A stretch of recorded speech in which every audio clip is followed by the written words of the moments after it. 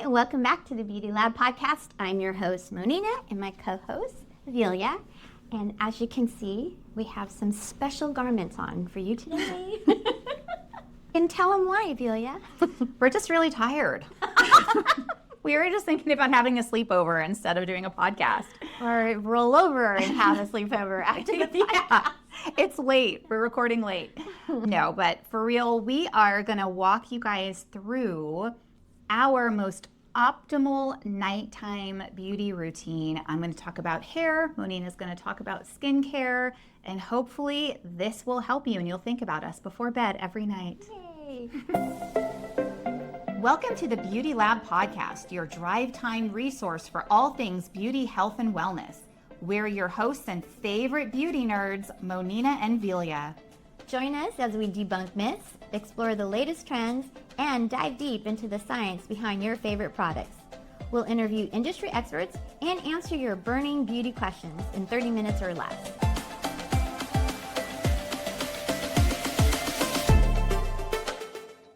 Okay, and as she said, we want to show you what we do. That way you can optimize everything you do at night so that when your skin is repairing and your hair in the morning, everything looks really refreshed and you're making the most of all those good products that you're buying and using every day. So for me, I have quite a few steps, so bear with me.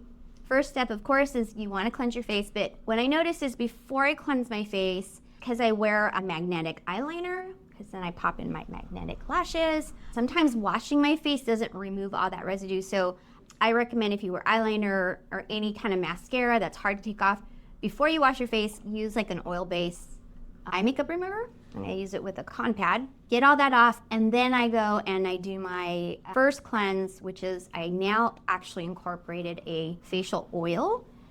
It doesn't get foamy, but that removes like the first layer of my makeup and everything else. And then I do a second wash with a foamy cleanser because I have combination skin. So then after that, I do my toner, which of course brings the pH back. Once I'm done with my toner, it's usually in a spray bottle, I then do my exosome, which has the retinaldehyde in it. In other episodes, you guys have heard me explain why that's the best form of vitamin A. It helps with so many different things. So that's what I do. I do that every night. And I have two different nightly routines. This one that I'm going to talk about right now are all the steps I take when it's more like my moisturizing routine. And then every 4 days, I do my exfoliating routine. So this is my hydrating routine. So after the Sam Factor, then I go ahead and apply, this is my face, it's a facial oil mist. Even though I have combination skin, as I'm getting older, I'm starting to realize and notice, I don't know if you're noticing this, but especially when you're in menopause, just everything seems drier. Even though I still have combination skin, I do feel dehydrated. Because remember, difference between not enough oil means you're dry, not enough water means you're dehydrated. So even though you have oily skin, you can still be dehydrated. So I find that putting on this oil mist all over my face kind of helps with that excess dehydration that I'm feeling. And then after that, I do another boost.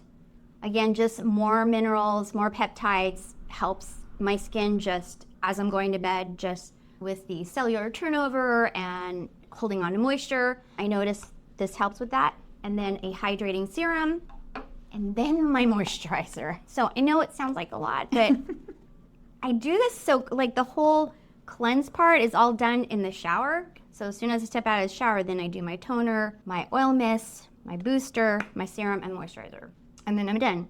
So the only difference then every 4 nights, instead of all of those, like the oils and all that and the boosters, I still cleanse, still remove the makeup, do my double cleanse, still do the toner, still do my exosome, but then I reach for either one of my retinols or my exfoliating AHAs, BHAs, whatever it might be. I have 2 different ones, and I accidentally used both one because the bottles look the same.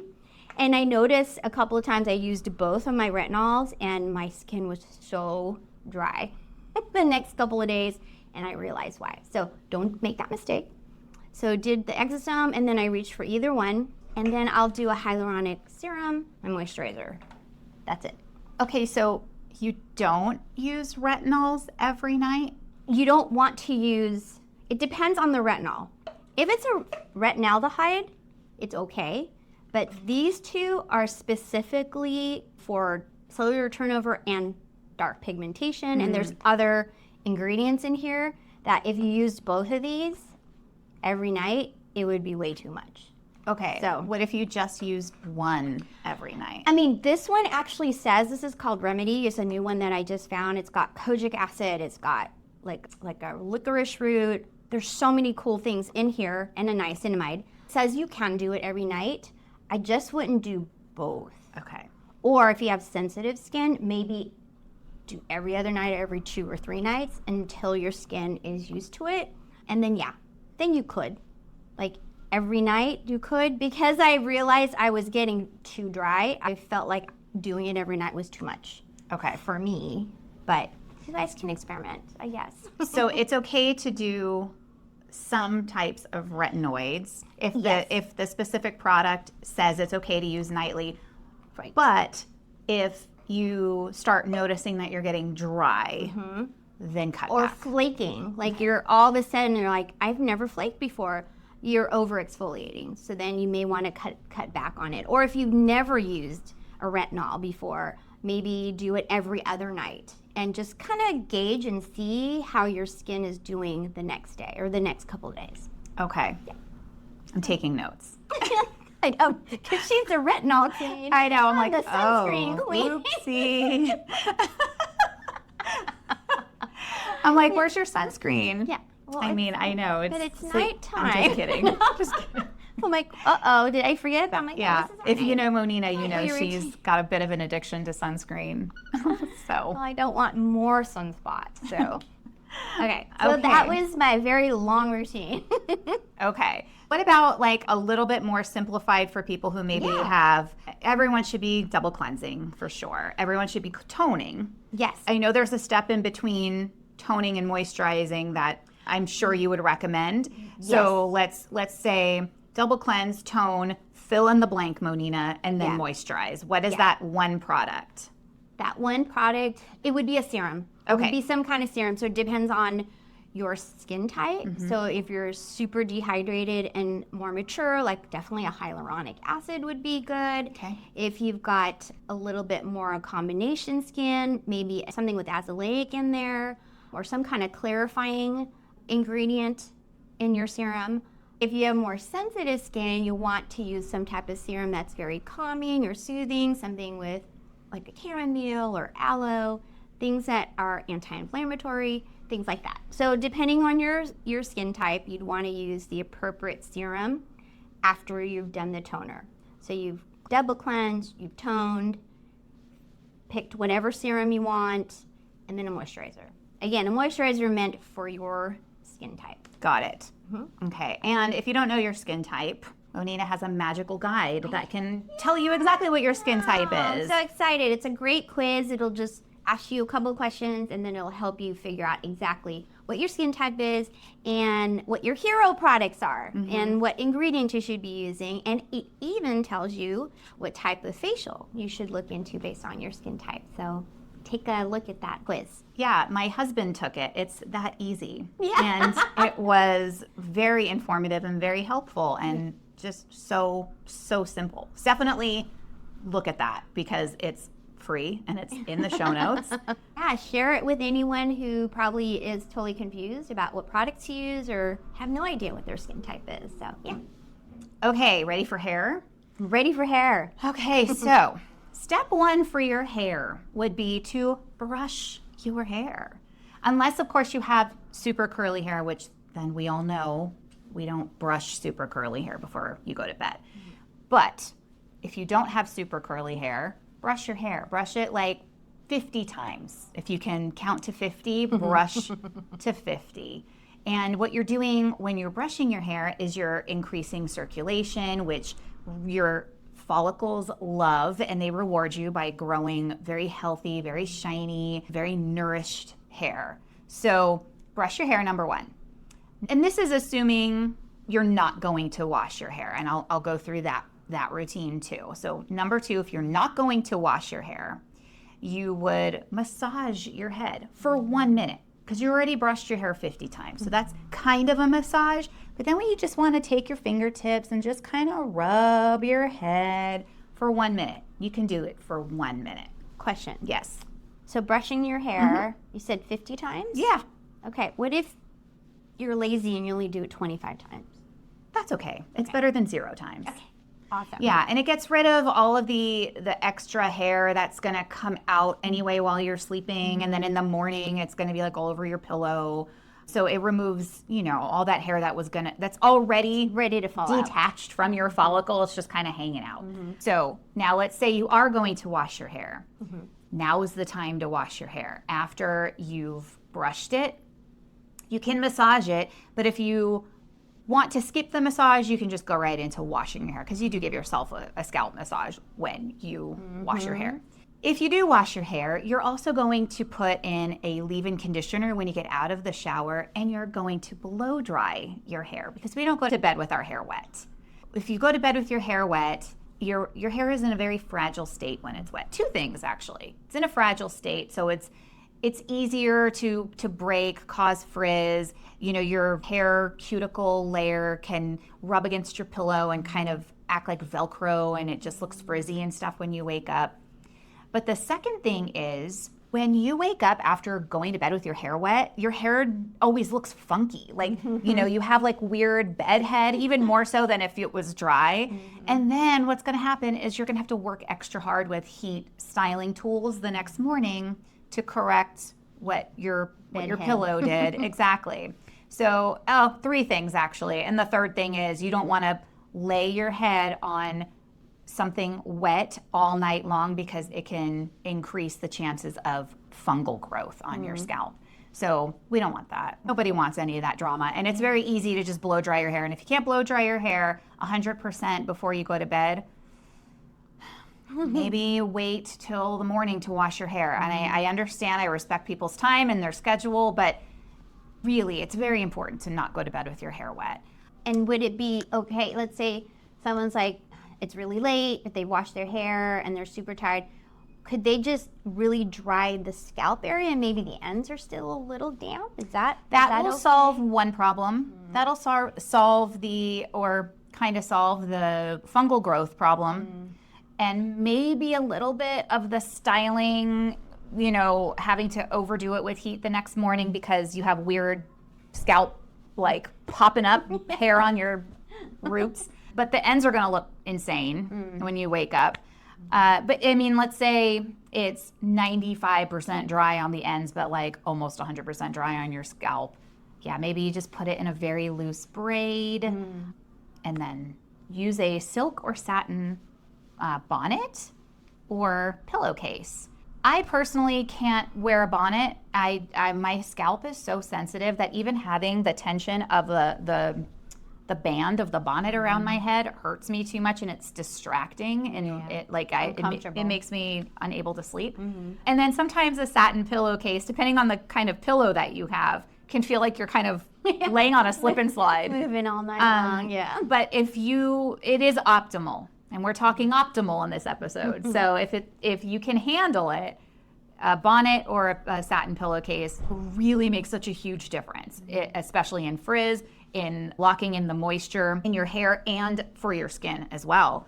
The cotton pillowcases really kind of suck up the moisture in your hair and your scalp, and they kind of rough up your hair a little bit too. So it causes that kind of Velcro effect. Yeah, see, I never realized that, but that totally makes sense. Yeah, and that's why you wake up with like almost flyaways. Yes. As soon as you wake up in the morning. Yeah. Now, let's say you weren't washing your hair. So let's go back to step 1, which is brushing, step 2, which is massaging. Now, your step 3, if you didn't wash your hair, is you're going to want to put some kind of a serum. The biomineral kinds of products really penetrate very well into your actual hair and not just laying on top. So like Velia Beauty Co.'s Liquid Amethyst has the best effect on your hair if you put it in your hair before you go to bed. You can put a little braid, like a loose braid. You can also kind of, like if you curl your hair like away from your face, you can kind of take your curls and sort of wrap them, kind of crisscross them in the back and like very lightly bobby pin them. So they're just sort of set but not pulling. Like we don't want to put a lot of tension on our follicles while we're sleeping, because I don't know about you, but I am a wild sleeper. So my hair is always all over the place. Then when you wake up in the morning, your hair should look almost exactly the same as it did when you went to bed. Yeah, and it's almost styled. It's almost styled, so it even helps in the next morning with styling. You don't have to add a lot of heat to it, maybe a little bit of touching up. We want to avoid having to restyle 100%, like what we did the day before. If we curled our hair with a curling iron, like every strand of our hair, we sectioned, we did the perfect, curling iron set. We don't want to do that every day for a lot of reasons. One is time, but two is the health and integrity of our hair. It's pretty damaging. Yeah. Even if we're using heat protection, like it's still really damaging. So whatever we can do to maintain that style before we go to bed, even better in the morning. So do the liquid amethyst on the ends, and then optimal, put it in your bonnet. Yes. Got it. Yeah, put it in your bonnet, or even just without the bonnet, but on a satin pillowcase. Now, for curly-haired girls, satin scrunchies are like everywhere now, thank God. And if you're in this category, I mean, you should know that you have curly hair, but if you are one of those curly girls that can just put their hair up like kind of like a pineapple on the top of your head and just take the scrunchie and wrap it around one time, like you don't even have to like twist it and wrap it around twice, and it just kind of holds your hair in like a really cool looking pineapple shape on the top of your head. And then bonnet or not, you can also use a serum before you go to bed too, and then put it up in the scrunchie. And is that okay to do nightly, or would you do the amethyst every other night? No, you can do it nightly, because really you should be washing your hair like every 2-3 days anyway. And liquid amethyst, it really absorbs into your hair. It never like weighs it down. So you should be fine with that. It's almost like nightly. putting moisturizer on your skin every day. Got it. Exactly. Makes sense. So that is my best advice for optimal hair health before you go night-night. Awesome.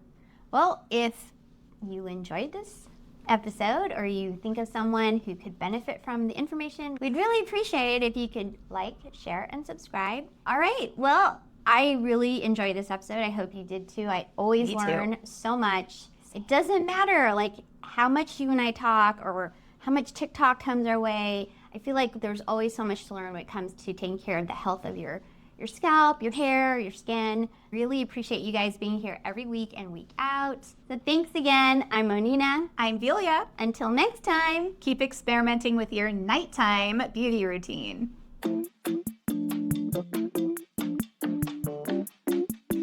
Hashtag nighttime beauty routine. welcome back to the Beauty. Sorry. Like, this is the hardest part, I think, of every episode. Yes. Okay. This is a brain buster. Yes. Yeah. Sorry, Jen. Okay. Sorry, Jen. Jen. Jen. Don't do us dirty.